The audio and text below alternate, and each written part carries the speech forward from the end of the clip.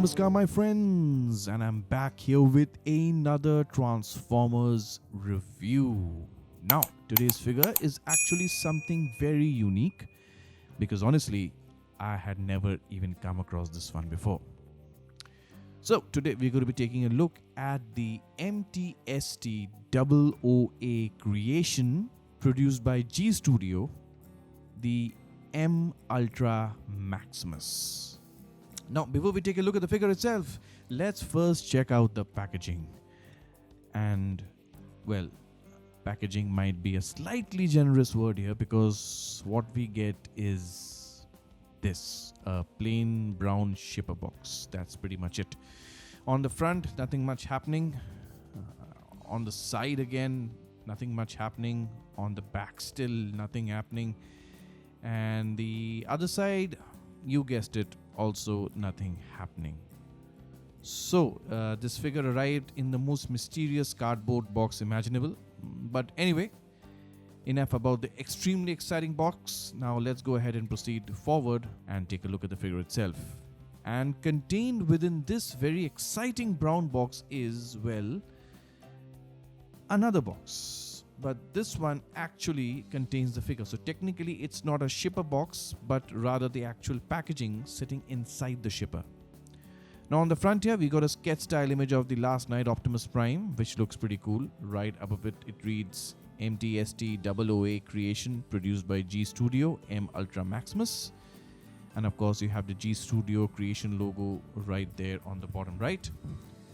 Other than that, well, there's honestly not a whole lot going on, and it's fairly simple and pretty straightforward. So yeah, with that out of the way, let's go ahead and take a look at the figure.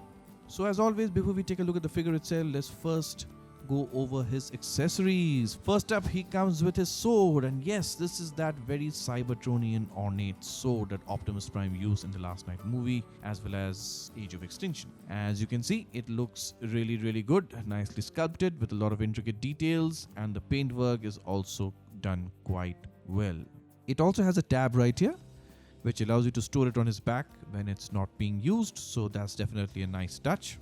Next up, of course, you get his shield, and again the shield looks really good, nicely sculpted, nicely painted, and it carries the same Cybertronian aesthetic that matches the sword. Just like the sword, the shield also has a tab which allows you to attach it either to his arm or to his back for storage. Now, as you can see on your screen, he holds the sword really well.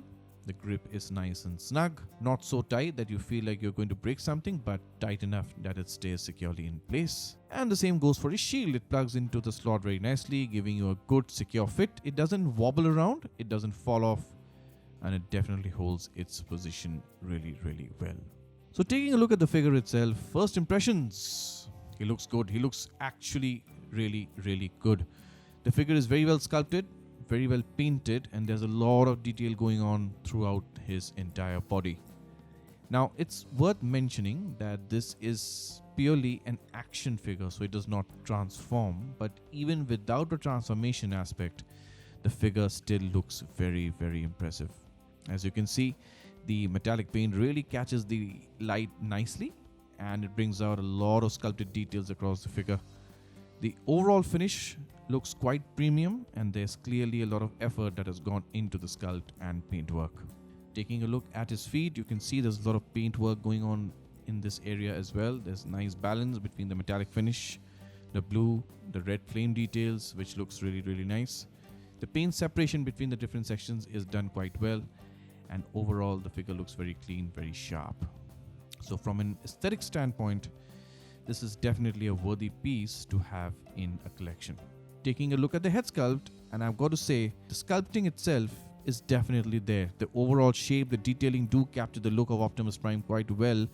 However, I do feel the paint on his face, especially around the mouth area, could have been done a lot better.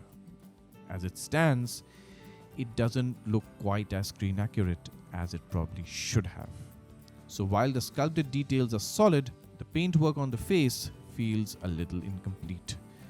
And that's honestly a bit of a bummer, especially considering that the rest of the figure actually looks really good in terms of paint and detailing. It's just strange that G-Studio decided not to give the face a more accurate paint application, because that one improvement could have really elevated the overall look of the figure. So yeah, when it comes to the head sculpt, the sculpt itself is good, but the paint definitely brings it down a bit. It's not terrible by any means, but it feels like a missed opportunity. With better face paint, the figure could have been a lot more appealing to fans. So let's go ahead and take a look at the articulation. Starting with the head, he can look down quite a bit, but the upward movement is very limited. He barely looks up at all. You do get side to side rotation, although there's a bit of obstruction from the collar details around the neck. He also has a bit of a head tilt, which gives him a little bit of attitude, and that does look pretty good. His arms do go on to the side in a T-pose, but not a complete 90 degree, because there is an obstruction from the collar details around the neck. His arms do rotate a full 360, so no problem there. You also get a nice bicep swivel as well. At the elbow, you get a single joint with roughly 90 degrees of bend.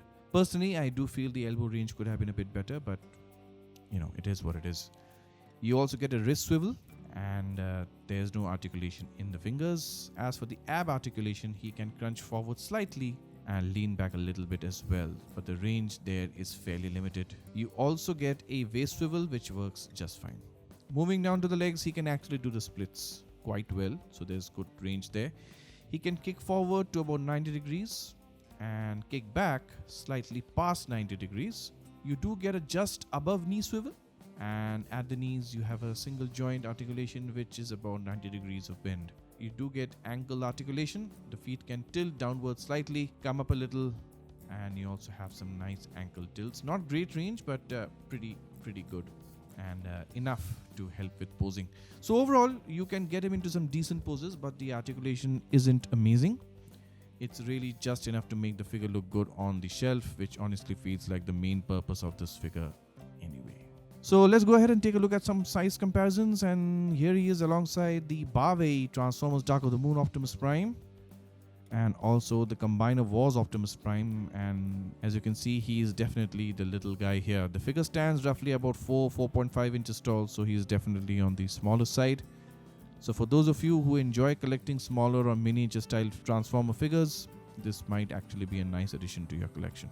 Here he is next to the Barway Rise of the Beast Optimus Prime and the Barway Weapons Master Ironhide. So as you can see, that's pretty much how he skates with these figures. So moving on to my final thoughts. Now, this is one of those figures that may not appeal to everyone, but at the same time, it might actually appeal to quite a few collectors as well.